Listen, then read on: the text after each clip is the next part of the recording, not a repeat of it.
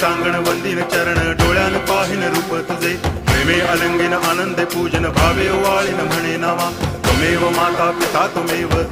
बंधुश्च सखा त्वमेव विद्या करुणं त्वमेव सर्वं मम देव कायेन वाचा मनसेन्द्रियैर्वा बुद्ध्यात्मना वा प्रकृति स्वभावात् करोमि यद्यत् सकलं परस्मै नारायणायति समर्पयामि अच्युतं केशवं रामनारायणं कृष्णदामोदरं वासुदेवं हरि गिरिधरं माधवं गोपिकावल्लभं जानकीनायकं रामचन्द्रं भजे हरे राम राम